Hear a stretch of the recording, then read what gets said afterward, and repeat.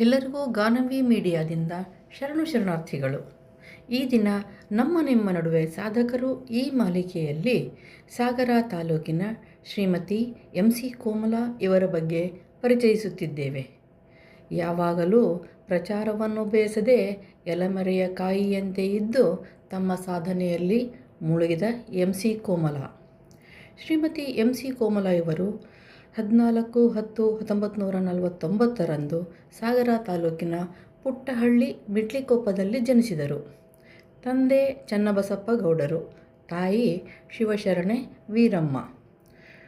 ಮುಂಡಿಗೆಸರದಲ್ಲಿ ಪ್ರಾಥಮಿಕ ವಿದ್ಯಾಭ್ಯಾಸ, ಮಾಧ್ಯಮಿಕ ಶಾಲೆ ಲಿಂಗದಹಳ್ಳಿಯಲ್ಲಿ, ನಂತರ ಸಾಗರದ ನಿರ್ಮಲಾ ಬಾಲಕಿಯರ ಪ್ರೌಢಶಾಲೆಯಲ್ಲಿ ಓದಿದ ಅಪ್ಪಟ ಗ್ರಾಮೀಣ ಪ್ರತಿಭೆ. ಪದವಿವರೆಗಿನ ಶಿಕ್ಷಣ LB ಮತ್ತು SBS ಕಾಲೇಜ್ ಸಾಗರದಲ್ಲಿ ಮುಗಿಸಿದರು. ಬಾಲ್ಯದಲ್ಲಿ ತಂದೆ ಸ್ವಾತಂತ್ರ್ಯ ಹೋರಾಟಗಾರರಾಗಿದ್ದರಿಂದ ದೇಶಭಕ್ತಿ ರಕ್ತದಲ್ಲಿಯೇ ಬಂದಿತ್ತು. ಇವರ ತಂದೆ ಗೋವಾ ವಿಮೋಚನಾ ಚಳುವಳಿಯಲ್ಲಿಯೂ ಭಾಗವಹಿಸಿ ಸೆರೆಮನೆ ವಾಸ ಅನುಭವಿಸಿದವರು. ತಾಯಿ ಶಿವಶರಣೆ ಹಾಗೂ ನಿತ್ಯವೂ ಅವಿಭಕ್ತ ಕುಟುಂಬವನ್ನು ಸಲಹುತ್ತಾ ಅನ್ನಪೂರ್ಣೆಯ ಹಾಗಿದ್ದ ಇವರು ಇಂತಹ ತಂದೆ ತಾಯಿಯರ ಮೌಲ್ಯಗಳನ್ನು, ಸೇವಾ ಮನೋಭಾವನೆಗಳನ್ನು ಕೋಮಲಾ ಬಾಲ್ಯದಿಂದಲೇ ಅಳವಡಿಸಿಕೊಂಡಿದ್ದರು. ಸಾಗರದಲ್ಲಿ ಡಿಗ್ರಿ ಮುಗಿಸಿದ ನಂತರ ಇವರು ತಮ್ಮ ಮೆಚ್ಚಿನ ವಿಷಯವಾದ ತತ್ವಶಾಸ್ತ್ರದಲ್ಲಿ ಸ್ನಾತಕೋತ್ತರ ಪದವಿಯನ್ನು ಮೈಸೂರಿನ ಮಾನಸ ಗಂಗೋತ್ರಿಯಲ್ಲಿ ಪಡೆದರು. ನಂತರ 1975ರಲ್ಲಿ ಸಾಗರದ ಲಾಲ್ ಬಹದ್ದೂರ್ ಶಾಸ್ತ್ರಿ ಕಾಲೇಜಿನಲ್ಲಿ ಉಪನ್ಯಾಸಕಿಯಾಗಿ ಕೆಲಸಕ್ಕೆ ಸೇರಿದರು. ನಂತರ 2005ರಲ್ಲಿ ಪ್ರಾಂಶುಪಾಲರಾಗಿ ಬಡ್ತಿ ಹೊಂದಿದರು. 32 ವರ್ಷಗಳ ಸುದೀರ್ಘ ಸೇವೆ ಸಲ್ಲಿಸಿದರು. ಇವರು ಪ್ರಾಂಶುಪಾಲರಾಗಿದ್ದಾಗಲೇ LB ಕಾಲೇಜ್ ಸಾಗರಕ್ಕೆ NAC ಕಮಿಟಿಯಿಂದ B++ ಗ್ರೇಡ್ ಪಡೆಯಿತು. ಇದು ಇವರ ದಕ್ಷತೆಗೆ ಒಂದು ಉದಾಹರಣೆ. ಇನ್ನು ಇವರ ಸಾಧನೆಗಳ ಹೆಜ್ಜೆ ಗುರುತುಗಳನ್ನು ನೋಡೋಣ. ಇವರು ವೃತ್ತಿಯ ಜೊತೆಗೆ ಉತ್ತಮ ವಿಚಾರ ಹೊಂದಿದ ಓದುಗಾರ್ತಿ ಹಾಗೂ ಬರಹಗಾರ್ತಿ.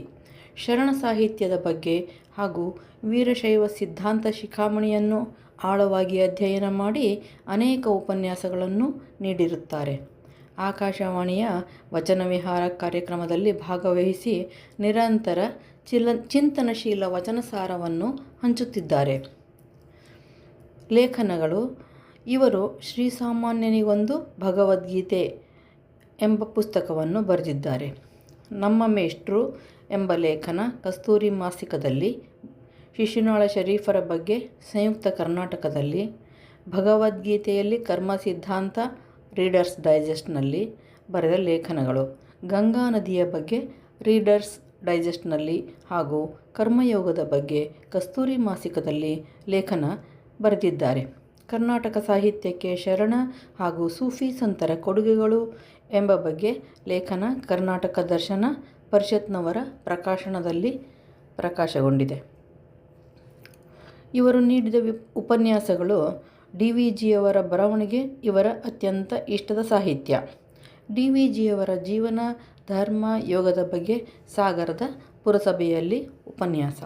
ಅಂತಾರಾಷ್ಟ್ರೀಯ ಮಹಿಳಾ ವರ್ಷದಂದು ಮಹಿಳೆಯರ ಸ್ಥಾನಮಾನ ಕುರಿತು ನಳಂದ ಸ್ಕೂಲ್ ತಾಳಗುಪ್ಪದಲ್ಲಿ ಉಪನ್ಯಾಸ. ಧರ್ಮ ಮತ್ತು ಸಮಾಜ ಈ ವಿಚಾರವಾಗಿ ಉಪನ್ಯಾಸ ಕೆಳದಿಯ ರಾಜಗುರು ಹಿರೇಮಠದಲ್ಲಿ. ವಿಲಂಬಿತ ನ್ಯಾಯದ ಬಗ್ಗೆ ಬಾರ್ ಅಸೋಸಿಯೇಷನ್ ಸಾಗರದಲ್ಲಿ. ಶರಣೆ ಅಕ್ಕಮಹಾದೇವಿಯ ಬಗ್ಗೆ ಆನಂದಪುರಂನ ಮುರುಘಾಮಠದಲ್ಲಿ. ಸ್ತ್ರೀ ಶಕ್ತಿ ಸಂಘಗಳ ಸಬಲೀಕರಣದ ಬಗ್ಗೆ ಸಾಗರದ LB ಕಾಲೇಜಿನಲ್ಲಿ. ರೈತರ ಅಭಿವೃದ್ಧಿಯ ಬಗ್ಗೆ ಹುಲಿದೇವರ ಬನದಲ್ಲಿ. ರೈತರ ಅಭಿವೃದ್ಧಿಯಲ್ಲಿ ಸಹಕಾರಿ ಸಂಘಗಳ ಪಾತ್ರ ಈ ವಿಚಾರವಾಗಿ ಬರೂರಿನಲ್ಲಿ ಉಪನ್ಯಾಸ.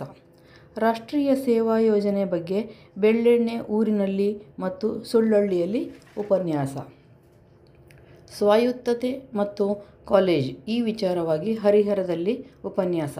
ಹೀಗೆ ಅನೇಕ ಕಡೆ ವಿಚಾರಪೂರ್ಣ ಉಪನ್ಯಾಸಗಳನ್ನು ನೀಡುತ್ತಾ ಬಂದಿದ್ದಾರೆ. ಇನ್ನು ಪಡೆದ ಪ್ರಶಸ್ತಿ ಹಾಗೂ ಸನ್ಮಾನಗಳು ಹಾಗೂ ಗೌರವಗಳ ಬಗ್ಗೆ ವಿಚಾರ ಈ ರೀತಿ ಇದೆ.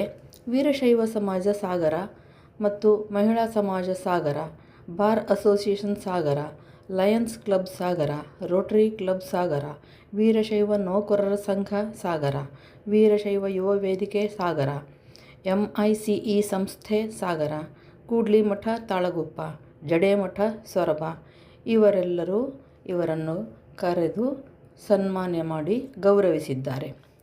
NSUIನಿಂದ ಜನಮೆಚ್ಚಿದ ಶಿಕ್ಷಕಿ ಪ್ರಶಸ್ತಿ 2011ರಲ್ಲಿ ಪಡೆದಿದ್ದಾರೆ. ಇನ್ನು ಕೆಳದಿ ಶ್ರೀ ಪ್ರಶಸ್ತಿ 2011ರಲ್ಲಿ ಕೆಳದಿ ಸಂಸ್ಥಾನ ರಾಜಗುರು ಹಿರೇಮಠ ಬಂದಗದ್ದೆ ಇವರಿಂದ. ಇನ್ನು ರಾಯಲ್ ಹಾಲಿಡೇಸ್ನವರ ರಾಯಲ್ ಟ್ರಸ್ಟ್ನಿಂದ ಸನ್ಮಾನ ಪತ್ರ 2017ರಲ್ಲಿ ಪಡೆದಿದ್ದಾರೆ. ಇವರು ಭಗವದ್ಗೀತೆ ಹಾಗೂ ವಚನಗಳು ತಮ್ಮ ಜೀವನದ ದಿಕ್ಕನ್ನೇ ಬದಲಾಯಿಸಿದವು ಎಂದು ನಂಬಿದವರು. ಅದರ ಸಾರವನ್ನು ಸಮಾಜಕ್ಕೆ ನೀಡಲೆಂದು ದುಡಿಯುತ್ತಿರುವ ನಿಗರ್ವಿ, ಸರಳ ಸಜ್ಜನಿಕೆಯ ಕೋಮಲಾ ಮೇಡಮ್. ಅವರು ತಮ್ಮ ಜೀವನದಲ್ಲಿ ಅನುಭವಿಸಿದ ದುರಂತಗಳ ಸರಮಾಲೆ ಅವರನ್ನು ಒಬ್ಬ ಗಟ್ಟಿಗಿತ್ತಿಯನ್ನಾಗಿ ಮಾಡಿ ಪುಟಕ್ಕಿಟ್ಟ ಚಿನ್ನವನ್ನಾಗಿಸಿದೆ. ತಮ್ಮ ನಿರಂತರ ಪರಿಶ್ರಮ ಹಾಗೂ ಅಧ್ಯಯನ ಅವರ ಬರಹದಲ್ಲಿ ಅಭಿವ್ಯಕ್ತಿಗೊಂಡಿದೆ. ತಮ್ಮದೇ ಆದ ರೂಪದಲ್ಲಿ ಸಮಾಜ ಸೇವೆಯಲ್ಲಿ ತೊಡಗಿಸಿಕೊಂಡು ಈ 76ರ ಹರೆಯದಲ್ಲಿಯೂ ಕೂಡ ಮಾಗಿದ ವಿಚಾರಗಳಿಂದ ದಣಿವರಿಯದೆ ಈಗಲೂ ಕೂಡ ಸಿದ್ಧಾಂತ ಶಿಖಾಮಣಿ ಪುಸ್ತಕವನ್ನು ಗಣಕೀಕರಣಗೊಳಿಸುವ ಕಾರ್ಯದಲ್ಲಿ ತಮ್ಮನ್ನು ತೊಡಗಿಸಿಕೊಂಡಿದ್ದಾರೆ. ಸಿದ್ಧಾಂತ ಶಿಖಾಮಣಿಯ ಬಗ್ಗೆ ಸಾಹಿತ್ಯ ಕೃಷಿಯನ್ನೂ ಕೂಡ ವ್ಯಾಖ್ಯಾನಗಳನ್ನು ಬರೆಯುವ ಮೂಲಕ ಮಾಡುತ್ತಿದ್ದಾರೆ. ಈಗ ತಮ್ಮ ತವರು ಮನೆಯಲ್ಲಿ ವಾಸವಾಗಿರುವ ಶ್ರೀಮತಿ ಕೋಮಲಾ ಅವರ ಬದುಕು ಬರಹ ಇಂದಿನ ಯುವ ಜನತೆಗೆ ಒಂದು ಮಾರ್ಗದರ್ಶನವಾಗಲಿ. ಕೋಮಲಾ ಮೇಡಮ್ ಶತಾಯುಷಿಗಳಾಗಿ ಇನ್ನೂ ಹೆಚ್ಚಿನ ಸಾಹಿತ್ಯ ಕೃಷಿ ಮಾಡಲಿ ಹಾಗೂ ಭಗವಂತನ ಆಶೀರ್ವಾದ ಸದಾ ಇವರ ಮೇಲಿರಲಿ ಎಂದು ಮನತುಂಬಿ ಹಾರೈಸುತ್ತೇನೆ.